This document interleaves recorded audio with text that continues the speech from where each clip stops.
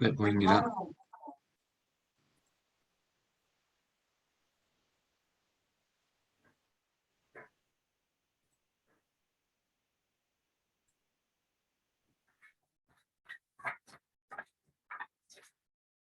네, 다 풀스크린으로 돼 있나요?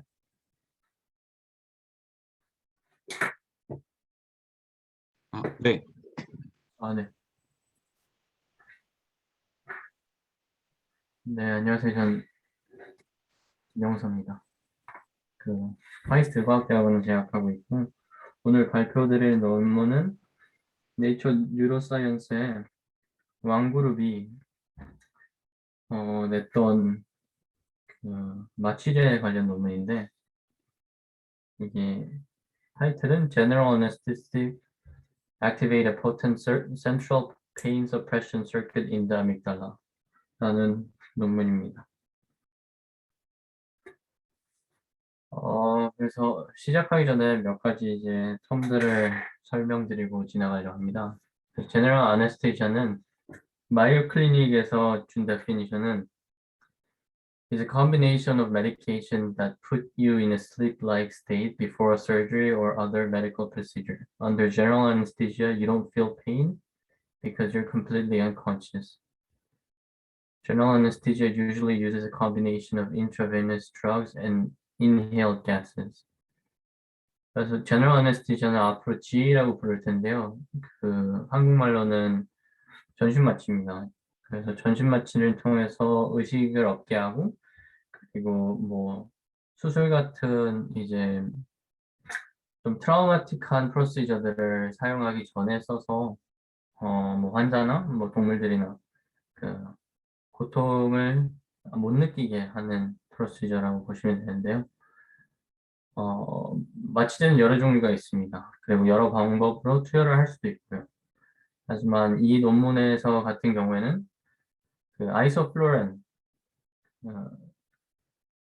호흡으로 하는 마취, 그리고 케타민, 인트라비너스하게 하는 마취, 이 두 약물을 써서 마취에 대한 이제 효과를 이제 아믹달라에서 보는 연구를 진행했습니다.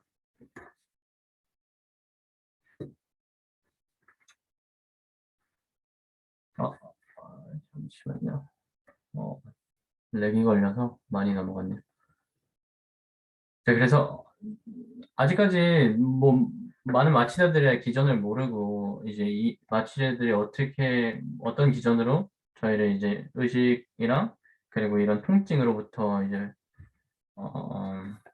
해방시켜 주는지 몰라서 여기 왕그룹 같은 경우에는 하나의 가설을 세웠습니다.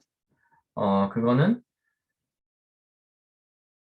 분명히 우리 뇌 안에 어떠한 서큘러터리가 이 페인 서프레이션을 한다. 이 마취제를 사용하면 이 페인 서프레이션을 하는 서킷이 분명히 있을 거다. 해서 이 사람들이 이제 페인을 뭐 마취제를 써가면서 이러한 서킷을 찾아가기 시작했습니다. 그래서 도달한 게 이 센트럴 아믹달라 부분입니다. 그래서 마취제를 투여하고 나서 이 센트럴 아믹달라의 액티비티가 달라지는 걸 봤기 때문에 여기에 대한 더 자세한 연구를 진행했습니다. 그래서 이 연구를 들어가기 이전에 저희가 알아야 될 게 원래 이 휴양왕 그룹은 이 뉴로사이언스에 필요한 툴들을 많이 개발하던 그룹입니다. 그래서 아마 이 개발된 툴로 이러한 어플리케이션을 진행하다가 이러한 서킷을 찾은 것 같은데 이거는 2016년에 뉴런의 이 그룹이 이제 개발했던 테크놀로지인데 이것은 바로 Capturing Activated Neuronal Ensembles인데 이 사람들이 이거는 케인 테크놀로지라고 줄여서 표현합니다. 이 기술은 뭐냐면 포스 진을 액티베이션 주면서 이제 그 셀을 타겟팅해서 뭐 비주얼라이즈 할 수 있는 테크놀로지입니다. 그래서 포스 진이 뭐냐면 이 뉴로널 액티비티가 뉴런이 액티브해지면 일어나는 진들입니다. 그래서 액티브한 뉴런들을 마킹해 줄 수 있는 것이 포스입니다. 그래서 이러한 액티브한 뉴런들을 이렇게 바이러스 인펙션을 시켜서 이 바이러스 인펙션에 타겟팅하는 뭐 익스프레션, 뭐 GFP가 됐든 RFP가 됐든 이러한 비주얼라이즈 메서드를 써서 어떠한 뉴런들이 액티브하고 인액티브한지 구별할 수 있는 툴을 개발했었습니다. 그래서 이 케인 테크놀로지를 써서 아믹달라에 있는 뉴런들이 액티브하고 인액티브한 것을 구분해 가면서 이러한 마취제의 효능을 보았습니다.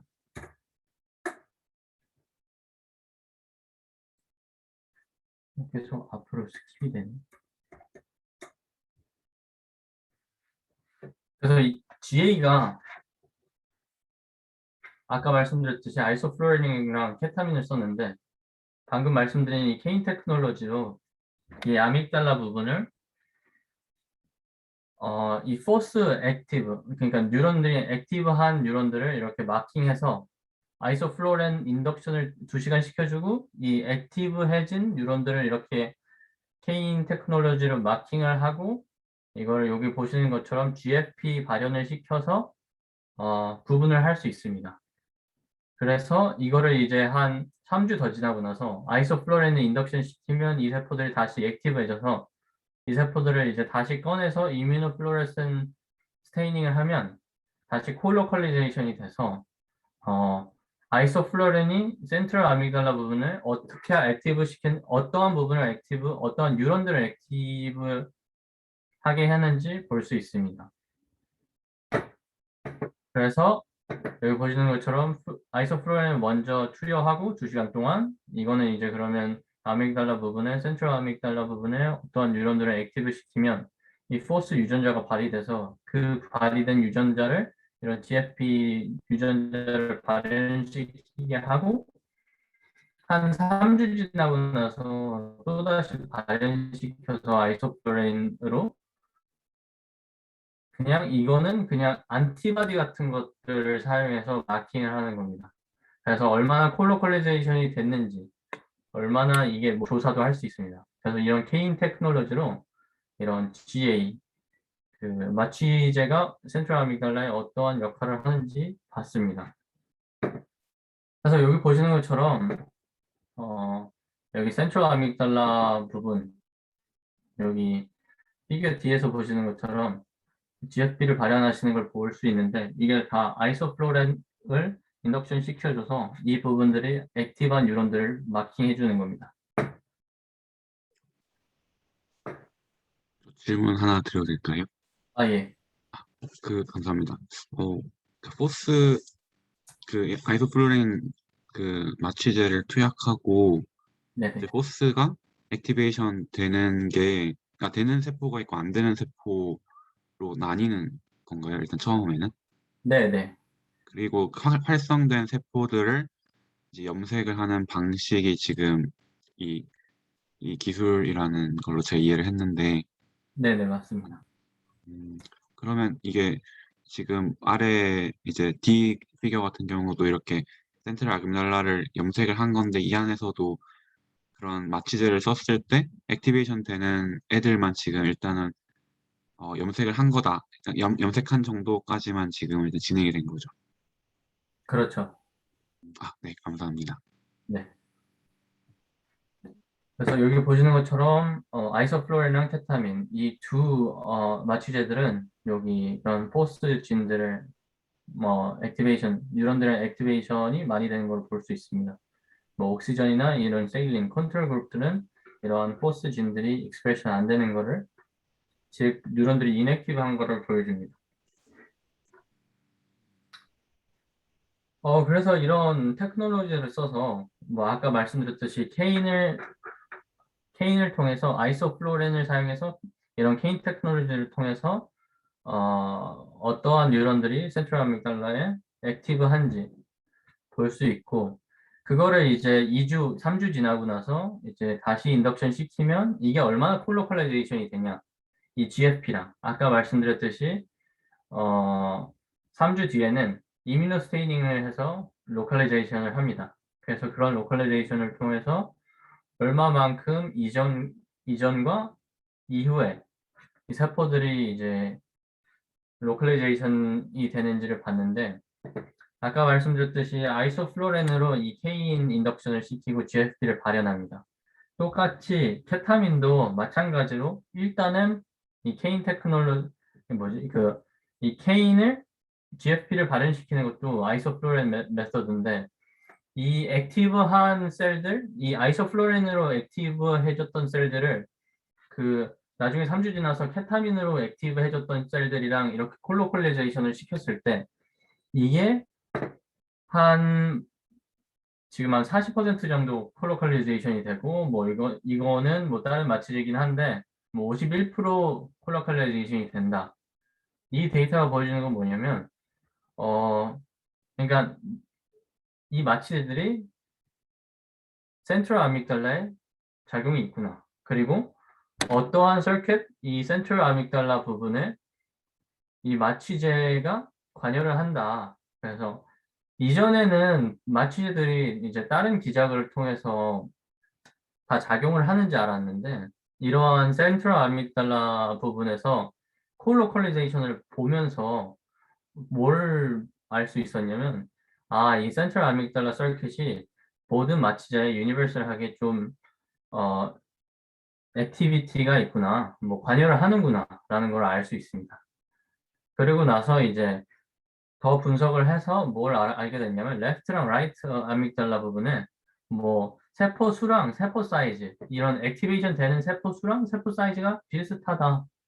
그래서 이러한 아믹달라의 센트럴 아믹달라의 레프트건 라이트건 마취제 효능은 뭐 기전은 비슷할 수 있겠다. 그리고 관여하는 서킷은 비슷할 수 있겠다라는 걸 알 수 있습니다.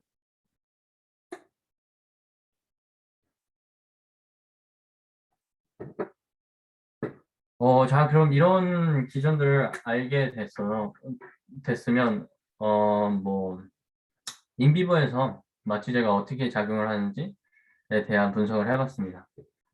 그래서 일단은, 센트럴 아믹달라 부분에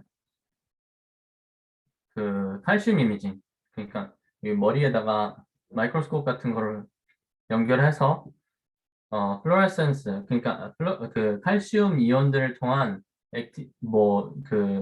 센트럴 아믹달라 부분 뉴런들을 관찰했습니다. 그 관찰한 결과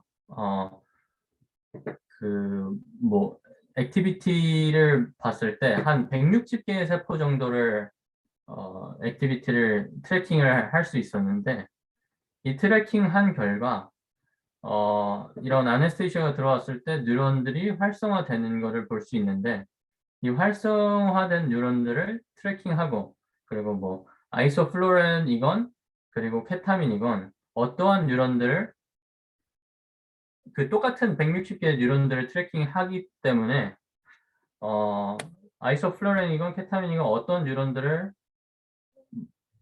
액티브하게 만드는지 볼 수 있었습니다. 그래서 여기 보시는 것처럼 방금 전에 말씀드렸던 스케매틱인데, 아이소플로린이 액티브 시키는 뉴런들도 있고, 그 다음에 2, 3일 지나서 케타민으로 이제 다시 인덕션 시키면, 이 쥐를 인덕션 시키면 반대로 이제 똑같이 뭐 그 뉴런들이 액티브 되는 부분이 있는데, 그거를 이제 한 160개 정도 트래킹 했을 때 아이소플로렌으로 인덕션 시켰을 때 액티브된 뉴런들이 한 135개 정도 있었고, 케타민으로 이제 액티브해진 뉴런들은 한 137개 있었습니다. 그리고 그 둘 사이에 119개의 뉴런들 정도가 오버래핑 했다는 겁니다. 이 결과도 보여주는 게 뭐냐면, 뭐 여러 가지 메소드들, 다양한 메소드들로 이렇게 인덕션을 시켰을 때도 아이소플로렌이나 이든 케타민이든 제너럴 아네스테시아가 액티브하게 만드는 뉴런들은 센트럴 아믹달라 부분에서 비슷하다. 그리고 로컬리제이션, 그러니까 어떤 뉴런들은 꼭 액티브해진다. 그래서 이런 코릴레이션을 알 수 있기 때문에 이 코릴레이션 덕분에 이 센트럴 아믹달라 서큘레이터는 분명히 마취제에 관여를 한다. 메커니즘이 관여를 한다라는 걸 알게 됐습니다. 자, 여기서는 이제 마취제가 전신 마취라고 그랬는데, 이제 전신 마취가 아닌 그냥 페인 릴리핑 작용을 하는데 한번 이러한 센트럴 아믹달라 부분을 연구를 해봤습니다. 그래서 방금 전에 보신 것처럼 지금부터는 이제 마취제를 쓰지는 않는데, 이 마취제가 작용했던 세포들을 이제 타겟팅을 해서 연구를 했습니다. 이 마취제가 타겟팅한 센트럴 아믹달라 뭐 리전 또는 뉴런들을 타겟팅해서 이게 어떻게 페인에 관여하는지에 대한 연구를 진행했습니다. 그래서 여기 보시는 것처럼 여러 가지 이제 메소드들로 페인을 G에다 가하는데 이 페인들이 이러한 이제 오토제네틱스를 통해서 이 아믹달라 부분에 있는 세포들의 스티뮬레이션을 가해주면 어떻게 이 세포가 반응하는지에 대한 연구를 했는데 여기 보시는 것처럼 GFP는 그냥 노멀 마우스입니다. 그 서프레셔닝이나 액티베이션이 없습니다.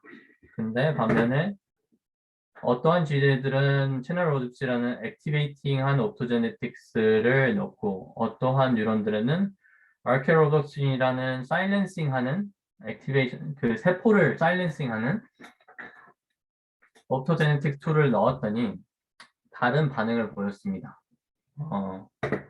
그래서 뭐 이 실험에서 진행했던 거는 어떠한 실험이냐면 그냥 찔러주거나 뭐 히트, 콜드 드라이 아이스 이게 다 우리 촉각, 그러니까 뭐 그 메카니컬 센시티비티를 볼 수 있게 해서 이런 센트럴 아믹달라 부분을 어떻게 자극하면 어떻게 아니면 사일렌싱 하면 뭐가 달라지는지를 봤는데 이렇게 해서 사일렌싱을 하면 그 아까 봤던 GA 그러니까 마취제들이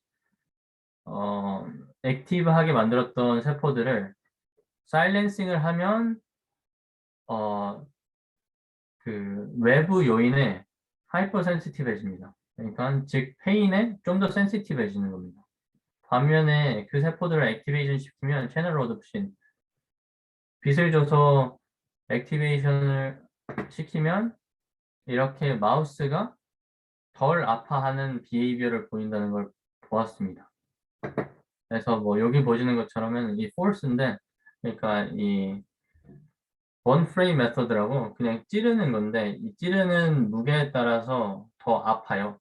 그래서 더 아픈 만큼 어떠한 뭐 이 쥐가 이제 반응을 다르게 할 건데 더 아프면 이제 이 프리퀀시가 더 올라가는 거예요. 그러니까 움직이는 정도가 많이 인크리스 하는 걸 볼 수 있는데 아까 그 센트럴 아믹달라 세포들을 액티베이션 시키면 그 움직이는 즉 아픔을 나타내는 지표들이 내려가는 걸 볼 수 있습니다. 마찬가지로 똑같은 걸 보여주는 거고요. 이 밑에도 그냥 G한테 반응을 얻기 위해서는 이 아믹달라 부분이 액티베이션 된 부분을 된 G들을 이런 비헤이비어를 페인 릴레이드 비헤이비어를 인두스 하려면 좀 더 많은 포스가 필요한 걸 볼 수 있고요. 하지만 사일렌싱 한 거를 보면은 여기 포스가 더 적게 해도 더 페인의 반응을 빨리 한다, 잘 한다라는 걸 볼 수 있습니다. 마찬가지로 히트나 콜드 드라이 아이스도 똑같은 경향성을 보입니다. 그래서 이걸로 우리가 뭘 볼 수 있냐면 그 센트럴 아믹달라 부분이 그 서킷이 브레인 서킷이 페인에 작용을 한다. 즉 센트럴 아믹달라 부분 뉴런들이 액티브 해야지 페인에 대한 우리의 센시티비티가 로어해진다 라는 걸 알 수 있습니다. 그래서 똑같은 실험을 이제 인비보 상태에서 칼슘 이미징으로 해봤습니다. 그러니까 이 움직이는 마우스에 똑같이 뭐 히트건 드라이 아이스건 뭐 바늘 같은 걸로 찔러서 그 반응을 보았습니다. 그러니까 똑같은 경향을 보였습니다.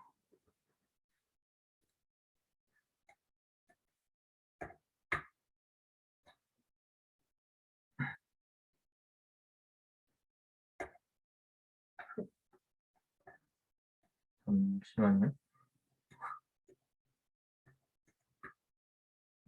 컴퓨터가 렉이 먹어서 계속 스킵을 하네. 아, 이제 또 다르게 다른 방법으로 이제 페인을 가했는데 그 다르게 가한 페인은 포르말린인데 그냥 쥐에다 포르말린을 주입하면 쥐가 되게 고통을 느낍니다. 고통을 느끼는데 이걸 주입해주고 이렇게 GFP를 보면 이렇게 고통을 느끼는 정도가 계속 감소하는데 채널 오브스킨으로 이제 센트럴 아믹달라를 액티베이션 시켜주면 어, 이런 페인 비헤이비어가 포르말린을 주입하더라도 없어지는 걸 볼 수 있습니다. 하지만 반대로 이걸 아믹달라를 서프레션 해주면 페인에 대한 센시티비티가 더 높아지고 그리고 이게 은근히 오랜 시간 동안 유지됩니다. 여기 보시는 것처럼 오프돼도 뭐 되게 아파하는 거를 볼 수 있습니다. 그래서 이걸 통해서 저희는 뭘 알 수 있냐면 확실하게 센트럴 아믹달라 부분을 액티베이션 시키면 페인은 줄어든다. 그리고 이걸 또 템포럴하게 그러니까 시간이 지나면서도 시간에 따라서 페인을 이 센트럴 아믹달라 액티베이션에 따라 줄어들 수 있다라는 걸 볼 수 있습니다. 방금 말씀드린 대로 똑같이 이제 인비버 이미징, 이 무빙 마우스에서도 이제 똑같은 실험을 했는데 이렇게 스티뮬라이를 주고 똑같이 실험했는데 뭐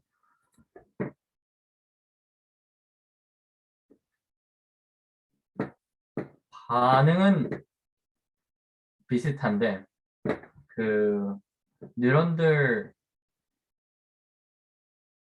칼슘 이미징을 했을 때는 그 전과 후는 별로 바뀌지 않습니다. 그 액티비티가 이러한 뭐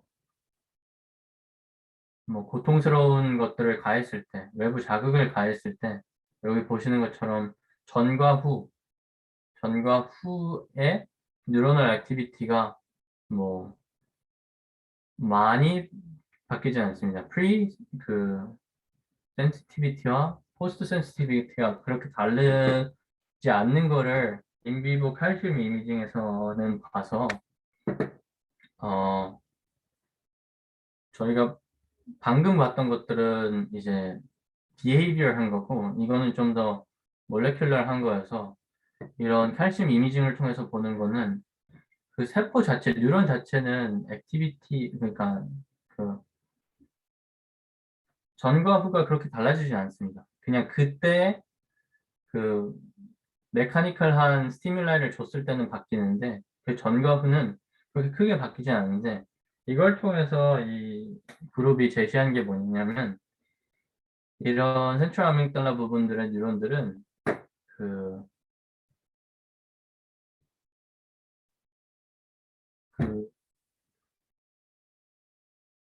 이 G 아니면 또는 인간들 뭐 그런 서브젝트들의 인터널 스테이트 우리가 지금 어떠한 스테이트인지를 말해주지 그 스티뮬라이 자체를 뭐 대변할 수는 없다. 이런 조금 뭐 어려운 컨셉을 간략하게 제시했습니다.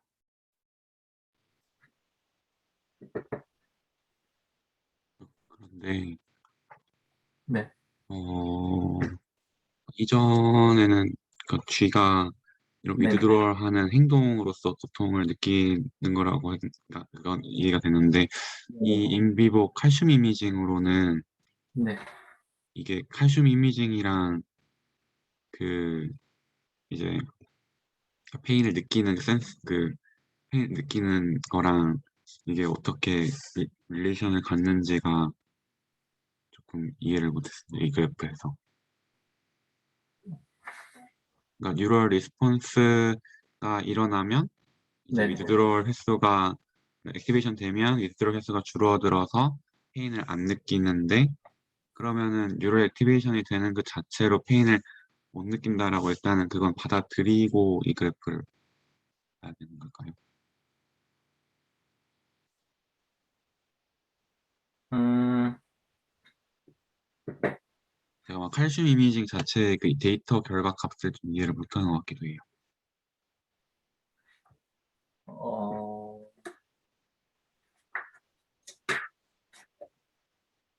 어, 그러니까, 저도 지금 자세히는 기억이 안 나는데, 그, 인비보 이미징 자체는, 그러니까, 액티베이션이랑 인액티베이션을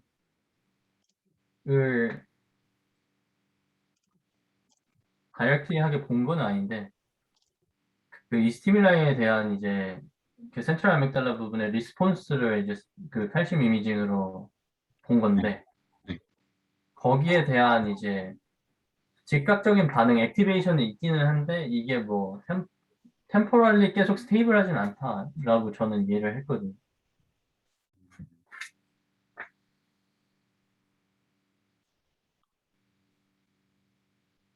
네. 어,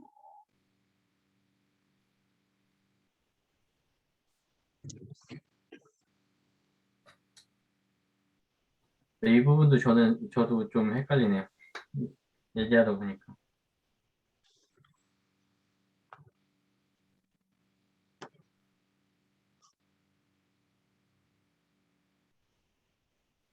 이 부분에서 넘어갈까요, 그러면?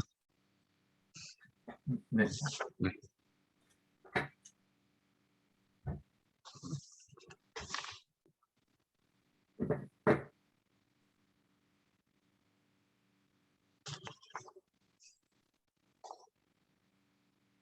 뭐 이것도 똑같이 그 크로닉 컨스트릭션 인저리라고 여기 마우스에다가 그냥 피지컬 페인을 가하는 건데 GFP가 있으면 똑같이 비헤이비얼한 반응을 나오는데 이걸 노멀라이즈해서 0으로 만들면 채널 로드신을 통해서 센트럴 아믹달라 부분을 액티베이션 시켜주면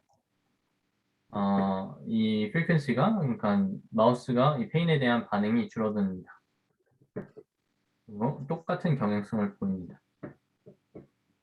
그래서 어떠한 페인을 가해주건 그 센트럴 아믹달라 부분을 액티베이션 시켜주면 G는 고통으로부터 좀 더 자유로울 수 있다는 것을 계속 논문에서 강조하고 있습니다. 그래서 이거는 이제 확실하게 센트럴 아믹달라 서킷이 그 브레인, 애니멀의 서브젝트의 페인을 모듈레이션 시킨다. 그리고 페인에 관여한다라는 걸 밝히고 나서 그럼 이 센트럴 아믹달라 부분이 센트럴 아믹달라 뉴런들이 어떻게 프로젝션 하냐. 그러니까 브레인이랑 다른 데랑 커넥션이 어떻게 돼 있냐에 대한 분석을 했습니다. 그래서 이 센트럴 아믹달라 뉴런들을 이렇게 GFP로 프로젝션을 그 엑선들이 어떻게 브레인에 뻗어나갔는지에 대한 트레이싱을 해봤을 때 정말 많은 부분들의 프로젝션이 되고 많은 부분들 많은 그 페인 서프레싱 하는 부분들에 뻗어난 엑선들이 프로젝션 하는 것을 볼 수 있습니다. 어, 이렇게 홀 브레인에 지금 엑선들이 센트럴 아믹달라 부분에서 뻗어나온 것을 볼 수 있는데 이것들이 분석해본 결과 페인과 관련된 부분들이랑 많이 연결돼 있고 더 자세히는 뭐 이런 콘트라스트리움, 스테리움, 뭐 인트라라미눌라 부분들에 많이 연결돼 있다. 그래서 이 논문에서 제시하는 바로는 그 센트럴 아믹달라가 페인 서프레션 서킷에 뭐 거의 메인보드 역할을 하지 않나 그런 생각을 하고 있습니다.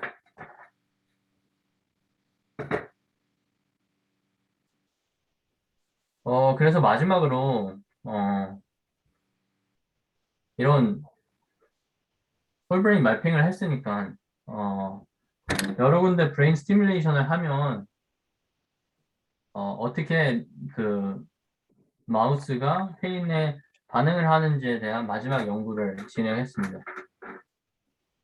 그래서 여기 보시는 것처럼 액티브한 뉴런들을 이제 채널 로놉신, 아까 말씀드린 똑같은 옵토제네틱한 방법들로 액티베이션을 시키면 마우스가 어떻게 페인에 서셉티블한지 보았습니다. 일단 앞서 그거 말씀드리기 앞서 그 포스 카운팅을 했는데 아까 말씀드렸듯이 포스는 뉴런이 액티브 되면 이제 뉴런 액티비티를 이제 액티비티 정도를 나타내는 지표인데 그냥 포멀린만 주입했을 때는 여기 이러한 부분들의 뉴런들이 매우 액티브해진 거는 포스 매우 액티브해진 걸 볼 수 있습니다. 반면에 채널 로놉싱 액티베이션을 해서 봤을 때 이 포스가 많이 거의 대부분의 경우 줄어드는 걸 볼 수 있습니다. 그 뜻은 뭐냐면 이런 센트럴 아믹달라 부분 뉴런들을 액티베이션 시키면 그 다른 아나토미컬 리전들의 브레인에서 액티브한 뉴런들이 감소하는 것을 볼 수 있습니다. 이런 데이터를 바탕으로 로우 도스 케타민, 그러니까 전신 마취가 안 될랑말랑한 케타민 도스를 줬을 때는 이 리킹 타임이, 그러니까 마우스가 아플 때 혀를 내밀었다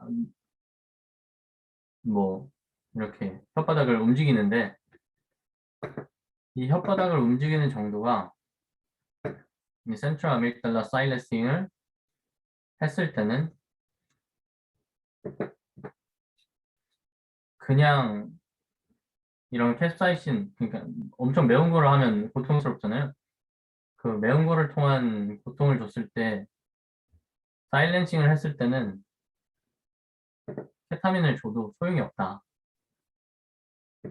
그러니까 이런 센트럴 아믹달라 뉴런들은 액티브한 상태여야지 이러한 마취제들이 역할을 하는구나 라는 것을 알 수 있습니다.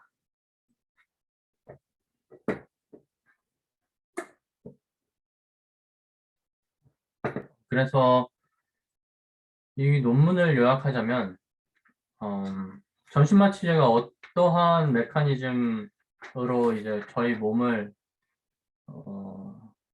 언컨셔스하게 하고 뭐 페인을 릴리브하는지에 대한 정보가 아직 많이는 없는데요. 그리고 각 약물들이 이제 다르게 작용하는 줄 알았는데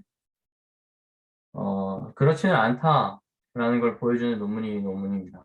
그러니까 페인 서프레션 자체는 이 센트럴 아믹달라 부분에 이러한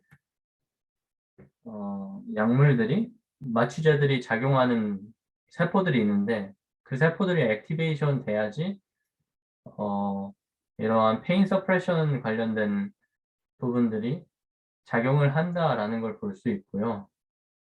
그래서 이러한 서큘레터리를 아까 말씀드렸듯이 액티베이션 시키면 페인에 덜 센시티브해지고 이 세포들을 서프레션 시키면 이 페인에 하이퍼 센시티브해집니다. 그래서 이러한 정보를 통해서 그 케타민 정도를 이제 로우 도스로 해서 그냥 페인 릴리빙 이펙트를 가지려면은 이 센트럴 아믹달라 부분이 액티브해 있어야 됩니다. 그래서 결정적으로 이 논문은 센트럴 아믹달라 부분에 있는 세포들이 우리의 페인을 관여하는 서킷이다 라고 제시를 하고 있습니다. 그래서 제 발표는 여기까지입니다.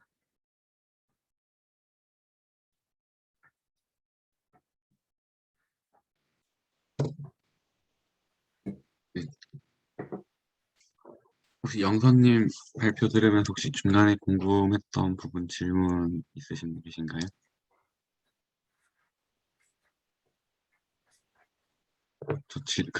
저 질문 하나 있는데요.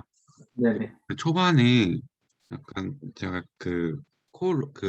뭐지, 마취제 종류에 따라서 코 로컬라이제이션이라고 네. 0.4, 0.5 정도 되는 그게 이제 뭐 아이소플루레인을 주면은 이제 뭐 100개 중에 160개 중에 뭐 130개 정도가 이제 액티베이션이 되고 케타민을 주면 이제 160개 중에 다른 뭐 130개 중 뭐 이렇게 하는데 그 이 겹쳐지는 부분 겹치는 둘 다 액티베이션이 되는 비율이 0.4나 0.5 정도 되는 거라고 이해를 했는데 네, 거기 부분에서 네. 같이 코 액티베이션 되는 코 로컬라이제이션 되는 부분이 0.4, 0.5라고 됐는데 이 네. 사실이 이제 마취제별로 마취제 종류에 관계없이 약간 여기를 액티베이션 시키는 게 같은 기전을 가진다라는 약간 그렇게 약간 설명이 되는 게 조금 이해가 잘 안 갔던 것 같아요. 그럼 메커니즘 자체는 네. 지금 뭐 몰레큘러하게 이 논문도 인정하는 부분이 뭐냐면 몰레큘러하게는 우리가 아직 밝혀내지 못했다. 하지만 리저널하게는 그래도 뭐 아, 이런 콜로컬라이제이션 정도를 보면은 네. 리저널하게는 이러한 브레인 서큐트리가 이런 마취제에 공통적으로 관여한다라는 거를 이제 제시하고 있습니다. 음, 그러니까 다른 기전도 있을 수 있지만 적어도 각각의 모든 마취제들이 이 아미그달라를 통해서 페인 서프레션을 하는 거는 일단은 맞다라고 하면은 그거에서 의미를 가질 수 있다라는 거죠. 네. 음, 그리고 이게 좌우 차이가 없는 것, 이거가 아이 그래프 이렇게 설명 한 번만 더 부탁드려도 될까요? 어, 그러니까 액티베이션 정도 차이가 레프트건 라이트건 비슷하다. 그리고 또 셀 사이즈도 뭐 그 포스 여기 보시면 이 동그란 것들 네. 이걸 셀 사이즈로 매저해서 아마 세그멘테이션을 해서 이거를 이제 통계적으로 분석했을 텐데 이 분석한 결과가 세포들도 비슷한 세포들이 어 이러한 액티베이션이 된다라는 걸 보여줍니다. 음, 근데 아마 이거는 제가 보기에는 약간 좀 그 스토리랑은 맥락이 맞지는 않은데 제가 보기에는 음, 이 논문 리뷰했을 때 리뷰어들이 네. 뭐 같은 세포 이거 맞는지 어떻게 하냐 뭐 이러한 딴지를 걸어서 아마 추가적으로 넣었을 것 같습니다. 음, 그런 경향성이 같다라고는 그걸 보여주고 싶었던 것 같아요. 감사합니다. 음,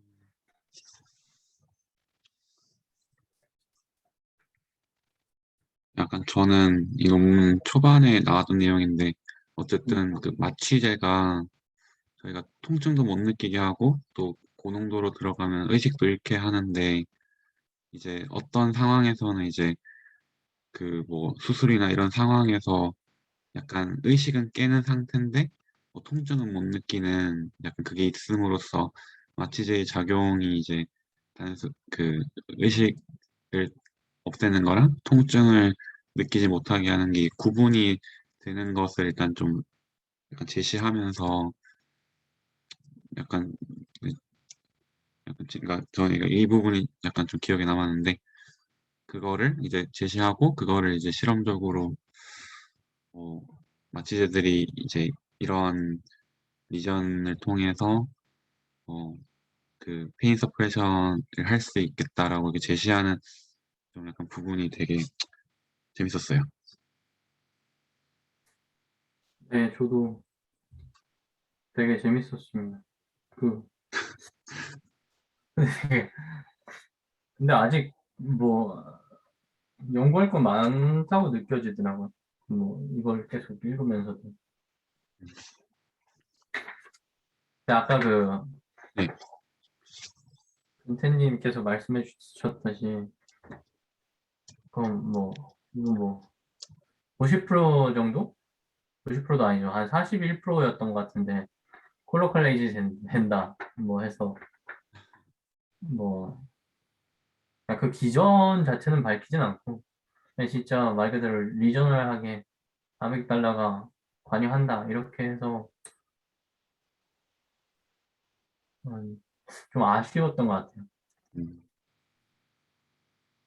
약간 여기서도 센트럴 페인 얘기를 하는데 이게 그 모르겠어요. 저도 너무 학생 때 그냥 수업 들은 내용이긴 해서 잘은 기억은 안 나는데 어쨌든 뭐 페리페랄에서 그런 통증을 느꼈던 정보가 뇌로 전달이 되고 근데 그거를 이제 계속 받아들이기만 하면 통증을 느끼는 게 너무 고통스러우니까 약간 센트럴 뇌에서 그 자체를 이제 서프레션하는 기전이 이제 있는데 저는 이제 아미그달라를 여기서 제시한 거는 좀 되게 처음 봤고 보통 그 CSF 주변으로 있는 뭐 페리아크렉털 그레이 그런 구조물들이 일단은 약간 근데 그것도 사실은 막 확실하게 맞다라고는 아니었다고 얘기 들었던 것 같은데 그래도 어쨌든 거기서 뭐 이렇게 물질을 분비해서 그런 페인을 센스하는 그거랑 이제 약간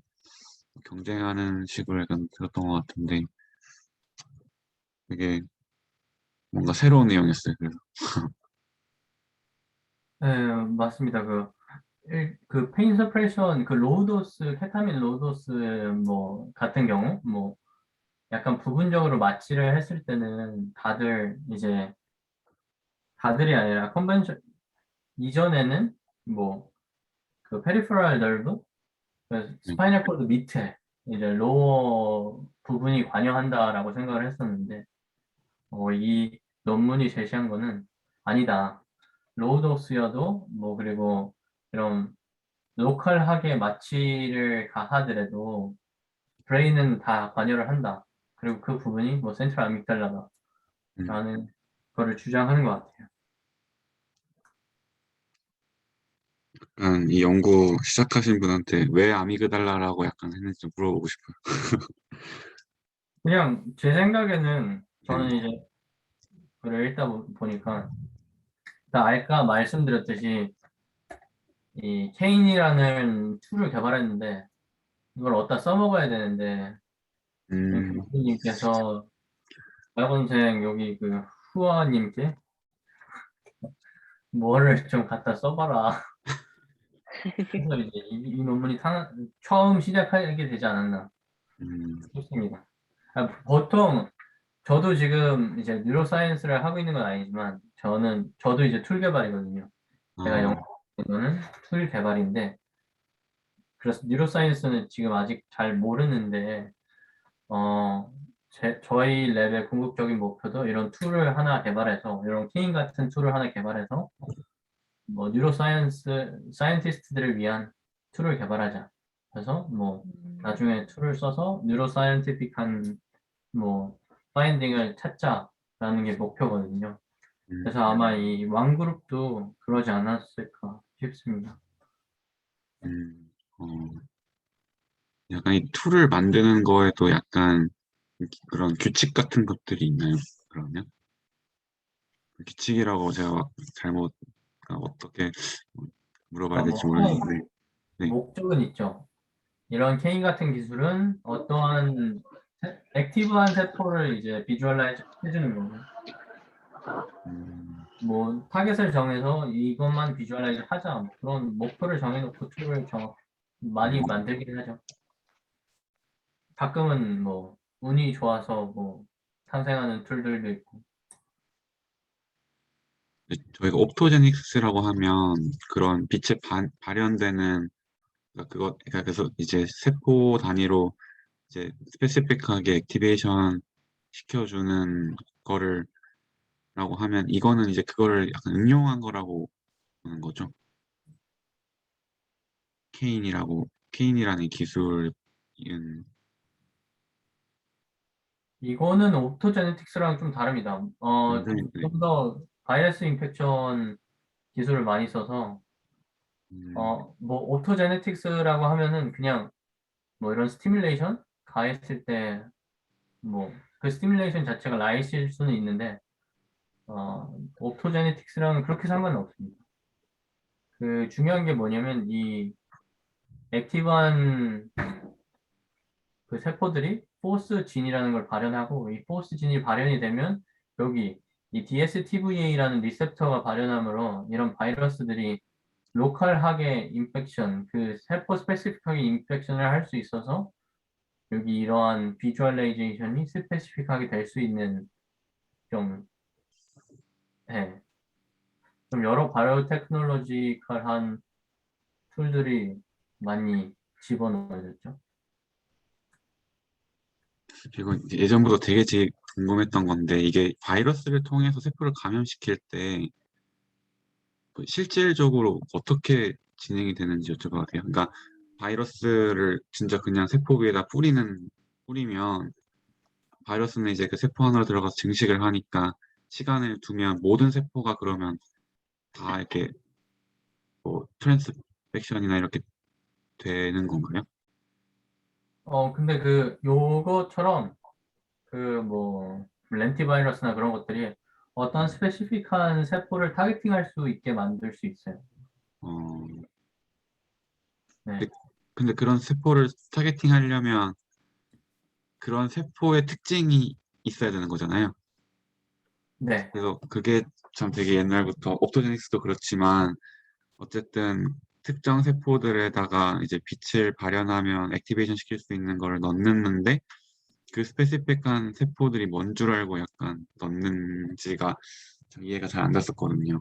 근데 약간 툴 개발하는 부분에서는 그게 제일 중요할 것 같은? 그게 결국은 이 연구 자체의 이제 더 정확성을 약간 입증하는 부분일 것 같아서. 음, 어, 그런 것들은 좀 리셉터 모듈레이션 그런 게 중요합니다. 음, 뭐 어떠한 세포의 특징들이 다 있으니까 그거에 맞는 바이러스가 다 있거든요. 어, 지금은 이제 그러한 라이브러리들이 다 갖춰져서 네, 그것만 지금은 뭐 이렇게 찾아서 하면 됩니다. 어, 근데 옛날에는 그런 연구들이 많았죠. 근데 제가 알기로는 그런 연구들은 어떻게 진행했냐면 네. 그냥 해보고 봤습니다. 그냥 엠피리컬하게 얘를 넣어봤더니 어떤 것들이 어디에서 발현한다. 뭐 이렇게 그냥 되게 은근히 원시적으로 테스트를 했었습니다. 근데 감사합니다. 네. 그러한 선대들의 이제 노가다를 통해서 저희는 이제 라이브러리가 다 있어서 어, 그냥 이 세포 보려면 이 바이러스를 쓰자. 뭐 이걸 발현시키고 이 바이러스를 쓰면 타겟팅할 수 있겠다. 뭐 그렇게 지금은 연구를 진행하고 있습니다. 감사합니다. 진짜 궁금했던 거였거든요.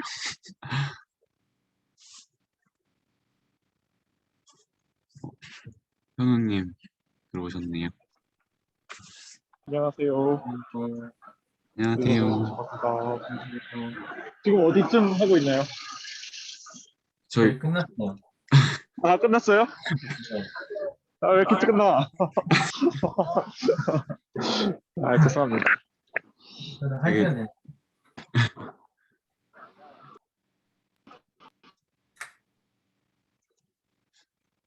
다른 분들은 발제 들으면서 궁금하셨던 내용 더 없으세요? 유리님? 없어요? 아, 이 논문 어땠어요? 저는 이거 읽긴 읽었는데, 네. 그러니까 읽고 추천한 건데, 그래서 그 영서가 고른 것 같은데, 네, 영서가 어땠는지 궁금해요. 저 매우 어려웠어요. 재밌어서 골랐는데, 재밌어 보여서 골랐는데, 네. 근데 좀 되게 어려웠어요. 어떤 의미로 어려웠어요? 그러니까 이게 아직 밝혀진 게 많지도 않고 그런데 되게 미지의 세계더라고요. 툴 저는 자체가 막 어렵진 않았을 텐데, 그러니까 그 자체가 그냥 어렵지 않은데 뭐 그 이것저것 뭐 맥락들이 어려웠다는 거예요? 배경 지식들 아니면 뭐 그런 것도 그렇죠. 그리고 뭐 아네스테시아 관련돼서는 제가 아는 게 없었어서 아직 뭐 이거 뭐 이것저것 서치해 보면은 아직 저희가 모르는 게 많더라고요. 음, 그쵸. 그럼 미지의 사계를 탐구하는데 약간 일말의 기여를 한 페이퍼를 읽다 보니까 그 논문 이거 치고 네, 네네네 말씀하세요. 궁금한 게 하나 있는데, 그러면 센트럴 아믹달라를 계속 서프레션 하고 있으면 죽어도 무의식으로는 안 들어가는 거. 그거는 밝혀지진 않았습니다. 근데 이제, 근데 여기 이 네, 논문에서 밝혀진 건 뭐냐면 그 서프레션 자체를 하면은 어느 순간 계속 서프레션 하고 있다가 서프레션 안 했는데도 그 마우스가 계속 페인을 느낀다는 겁니다. 근데 그 컨셔스네스 자체는 뭐 이거를 계속 한다고 뭐 언컨셔스가 절대 안 된다 이런 건 없었습니다. 그러니까 그냥 약간 예측을 해보는 건데, 이거는 무의식에 조절하는 스위치랑 페인을 느끼는 스위치가 따로 있다고 했는데, 그, 그러니까 의식이 있으면서 페인을 못 느끼는 거는 이해가 되는데, 페인을 느끼면서 의식이 없을 수는 없잖아요. 그러니까 페인이 있고 없고가 먼저 선행이 된 다음에 그 다음에 의식이 있고 없고가 나올 것 같은데 그래서 네. 이제 페인을 만약에 느낄 수 있다면 죽어도 무의식으로는 안 들어가는 거 아닌가 그런 생각을 해봤습니다. 그럴 수 있겠네요. 근데 현우 형이 그건 잘 알 것 같은데요.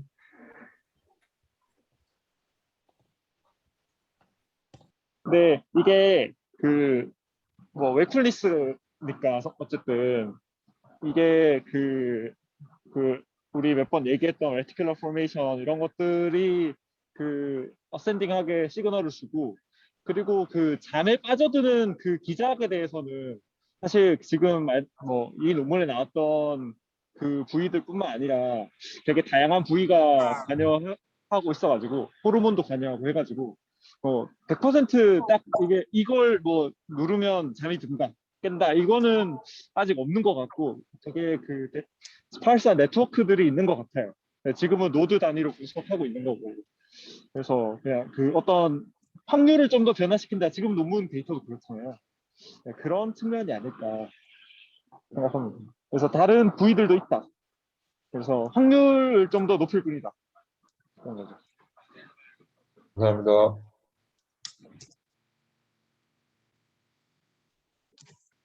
그래서 이 교수님이 이거 쓰시고 이제 MIT 갔었죠. 두크대에 계시다가 이제 MIT로 가셨습니다. 어, 랩이 빡세다고 엉명이 붙어요. 어디서 들었는지 모르겠는데. 그래서 역시 중국인 교수님들은 무서운데 그래도 이런 그 연구들 재밌는 걸 많이 하셔가지고 네.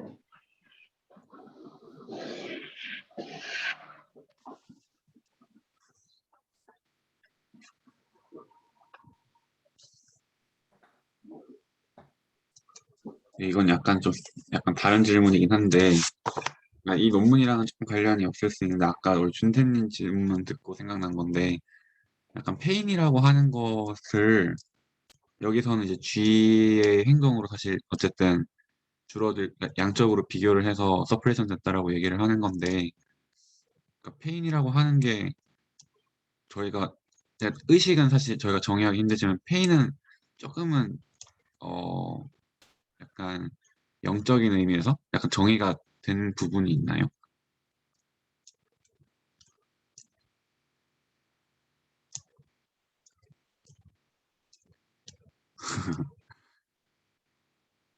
예를 들면 아니죠.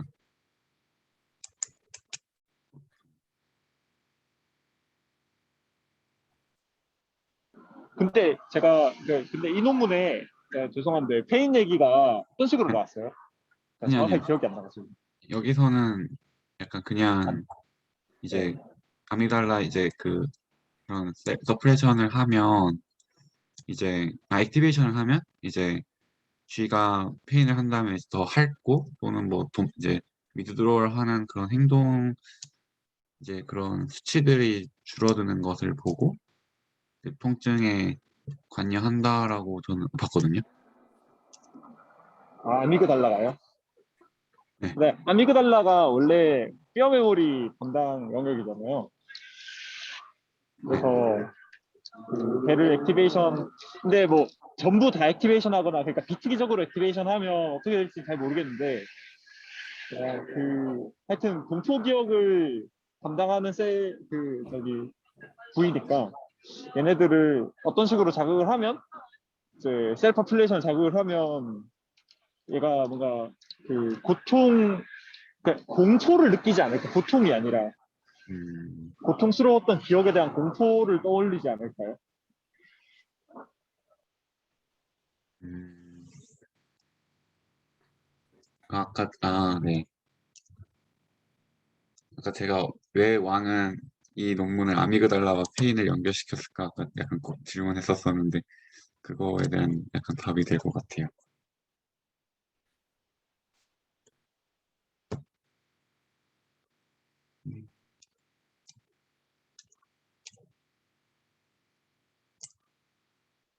방금 그러니까 여쭤보셨던 건 그거 아니에요? 그 페인 자체를 모니터링 할 수 있냐? 정량적으로?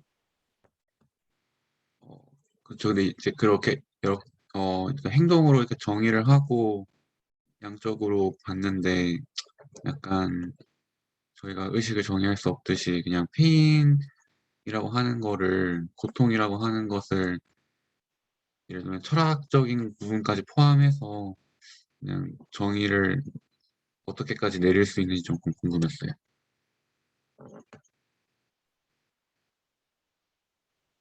아마 대답하기 힘든 질문일 것 같습니다.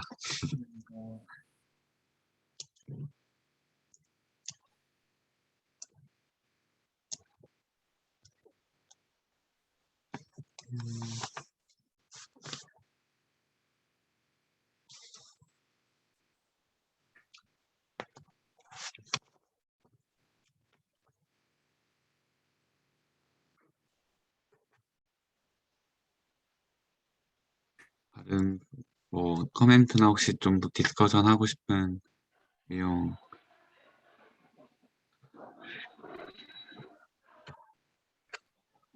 그 고통 같은 경우는 뭐 뇌파나 이런 걸로 좀 알 수 있지 않을까요? 약간 어쨌든 코릴레이션이 많이 있을 것 같은데 네. 어떤 걸로요?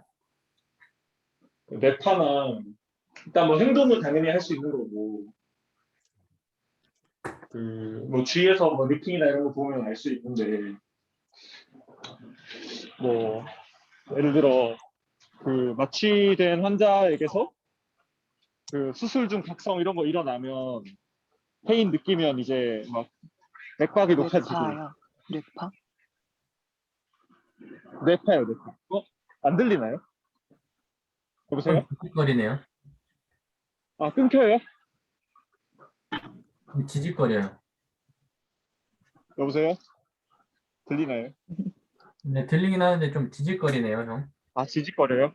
네. 죄송합니다. 하여튼 그 수술 중 각성하면 그러면 그 호흡도 빨라지고 이제 그런 행동적인 증상이 나타나잖아요.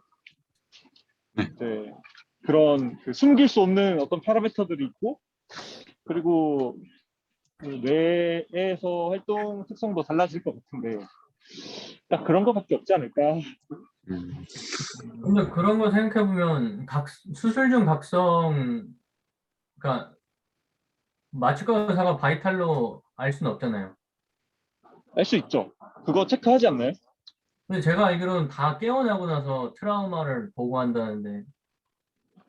근데 그거를 이제 최대한 막아서 그 이제 그 바이탈 수치 올라가면 그러면 이제 마취제 더 넣고 뭐 그런 식으로 하는 걸로 알고 있는데 그거는 그러니까 근데 바이탈 혈압이랑 맥박이라는 게 사실 막 통증에 대해서만 반응하는 건 아니니까 사실 그것만 보고 한다기보단 보통은 마취제를 더 투약하는 경우는 이 수술하는데 이제 예를 들면 근육의 수축이 원래 없어야 그러니까 그 근육 이완제 때문에 없어야 되는데 이제 수술한 자극을 줬을 때 근육 수축이 보이면은 보통 서전들이 이제 약을 좀 더 투약해달라고 하는 경우는 있거든요. 환자의 고통을 약간 염두에 두고 약을 더 주는 경우는 사실 못 보이는 것 같아요.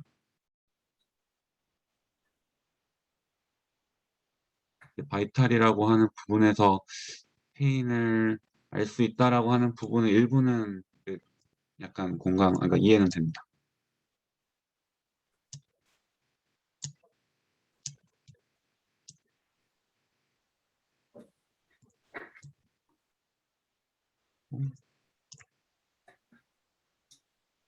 예전에 마취과 의사분 강연을 들은 적이 있었는데 그때 그분이 그렇게 말씀하셨어요. 그런 식으로 맥박이나 뭐 실제로 그런 게 뭔가 이상이 있으면 더 넣고 뭐 이래서 이제 현장에서 수술 중 각성이 일어나는 경우는 이제 뭐 거의 없다 뭐 이런 식으로 얘기하셨었는데 몇 년 전 들었던 세미나에서 그래서 그런 말씀을 드렸었습니다. 레퍼런스를 얘기하고 싶었어요. 그분이 더 맞을 것 같아요. 어,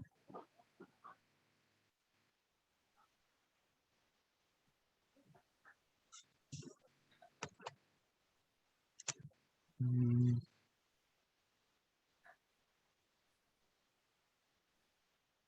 전 마취 연구가 많이 된 줄 알았는데 은근히 미지의 세계더라고요. 그죠, 그죠.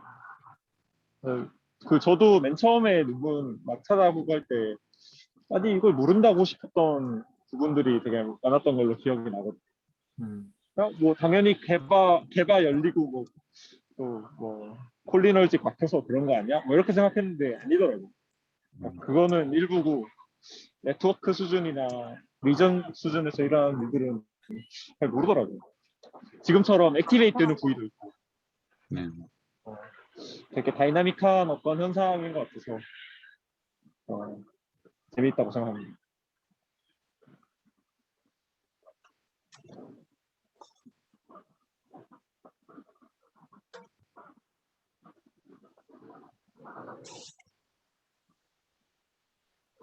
최근에 이거는 다른 얘기인데 그 최근에 지난번에 그 근태님 발표하신 거 듣고 그 로스 오브 컨셔스니스 관점에서 이제 그러니까 어느 뇌 부위를 다쳐야 이제 의식이 소실되는가를 그 베트남 상위 군인들 특히 뇌 관통상을 입은 사람들을 대상으로 연구를 한 게 있더라고요. 네. 그래서 이제 그 같은 관통상이라도 의식을 잃지 않은 사람이랑 잃은 사람이 있고 그러면 로스 오브 LOC가 이제 어떤 부위에서 그런 게 일어났느냐 뭐 이런 거를 이제 그 제네 피질 관점에서 본 거였는데 그, 어, 그 논문도 나중에 제가 소개를 한번 할게요. 제가 fMRI를 잘 몰라가지고 막 그 디테일하게 소개를 못하겠는데 근데 그런 식의 접근도 있었던 것 같고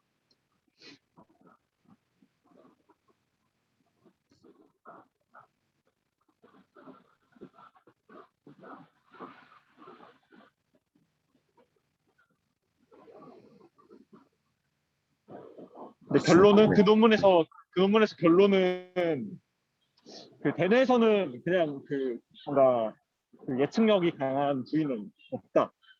어떤 부위 리전은 없다. 음, 였고 그, 돌설 세그멘텀하고 덜 연결된 부위들이 그,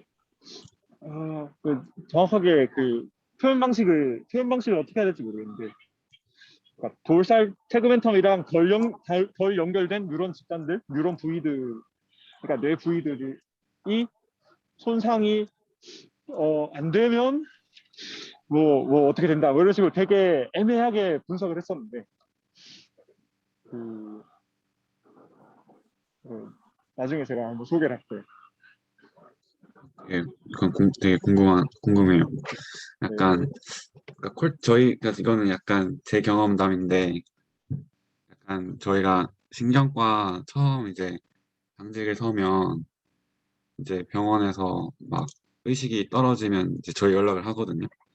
네네. 근데 저희도 잘 몰라요. 근데 처음에는 저도 1년차 때는 모르니까 이제 가면 이제 의식이 없으면 원인은 정말 다양한데, 일단은 뭐 머리 때문 아니냐 이제 이렇게 질문을 해버리면 어쨌든 결국은 그때마다 이제 모르니까 MRI를 일단 확인을 해 보는데, 나중에 이제 저희가 모르니까 막 이런 상황인데 의식이 없는데 막 스트로크인 거 아닌가요? 이제 저희도 교수님한테 막 물어보면, 대개는 교수님들은 약간 임상적으로는 의식이 떨어진다라고 하면 대뇌가 다 날아가거나, 저번에도 제가 얘기했던 그 부분처럼 대뇌가 다 날아가거나 아니면은 약간 어센딩 레티큘러 브레인스템. 액티베이션, 네, 브레인스템 네. 쪽이랑 그 살라무스 쪽, 거기에 이제 문제가 있어야 되는데, 어, 그 이유가 이제 정말 많은 라이트 미들 세레브럴 아테리나 뭐 되게 큰 혈관이 망가져서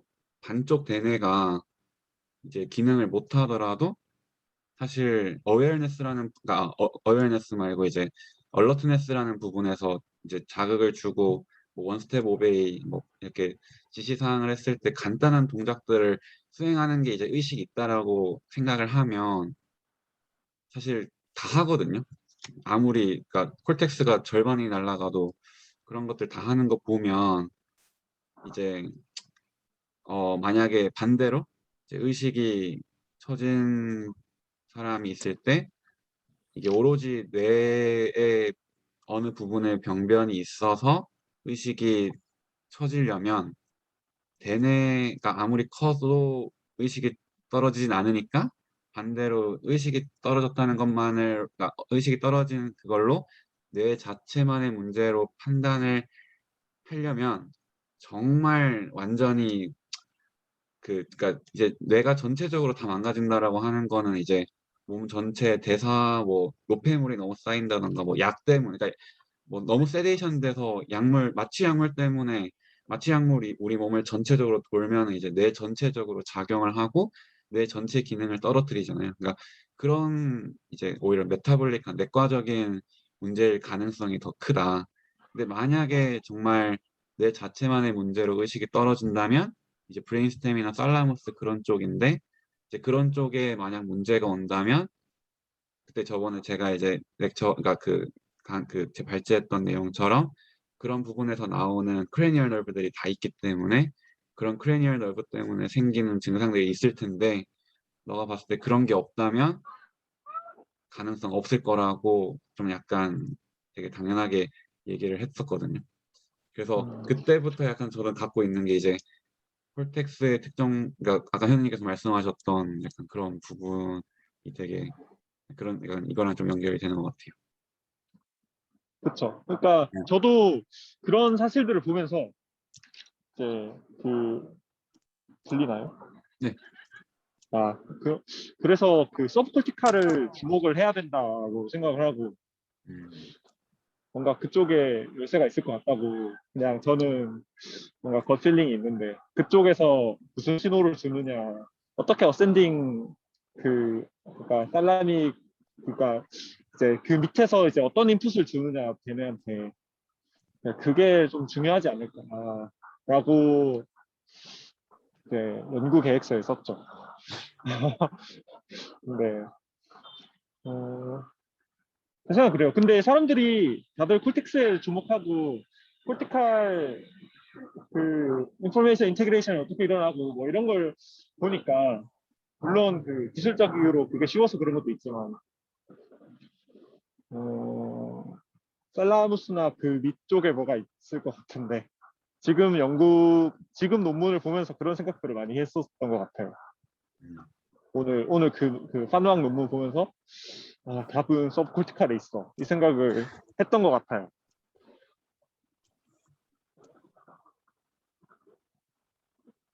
이건 근데 약간 뭐 걔네들이 워낙 복잡하게 또 막 연결돼 있고 하니까, 힘든 것 같기도 하고 그래요. 이건 약간 여담인데 그 시저 있잖아요. 경련하는 경우.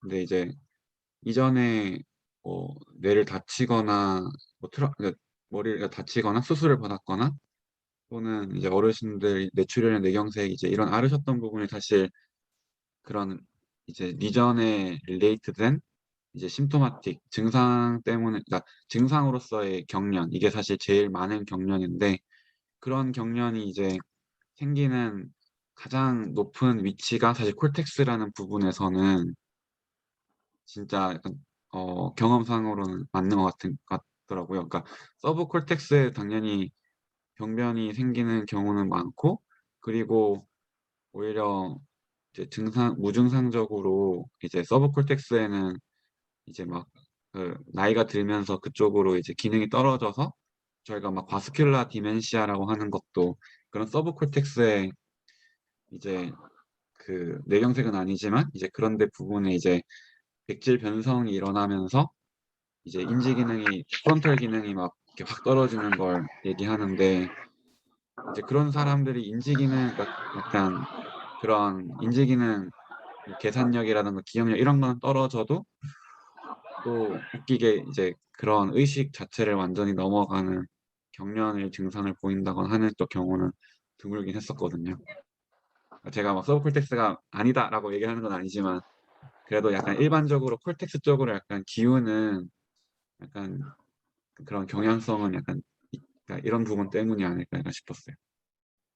그러니까 서브 콜텍스가 망가지는 경우는 백질병된 화이트 매터 체인지는 정말 일반 사람 나이만 들어도 MRI 찍어보면 다 보이는 소견들인데 이제 그런 것들로는 사실 이제 뭐 증상이 잘 보이지는 않는 경우가 많아서 물론 장기적으로 그게 결국 바스큘라 디멘시아로 이어지는 진다라고 해서 그걸 예방하는 아스피린을 먹는 게 그런 걸 예방할 수 있다 정도지 사실 그것도 완벽하게 밝혀진 건 아니거든요.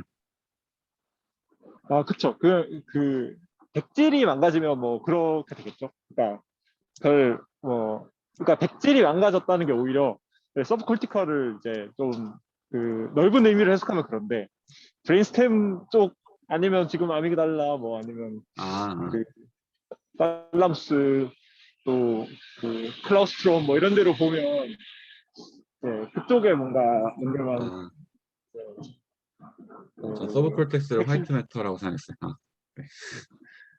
아, 네. 그런 의미로 쓰이나요? 그러면 제가 보통 사용을 보통 조심해야겠네요. 네. 그러니까 살라무스 이런 데는 다 각자의 이름이 있으니까 해부학적으로는 서브콜텍컬 리전이라고 하면 보통 약간 화이트 매터를 지칭하는 것 같아요. 아, 그, 회백질 바로 밑에 네, 그 서브코티컬이라고 하는군요. 네, 보통. 대뇌가 아닌 부위를 말하고 싶었는데. 아, 네, 네.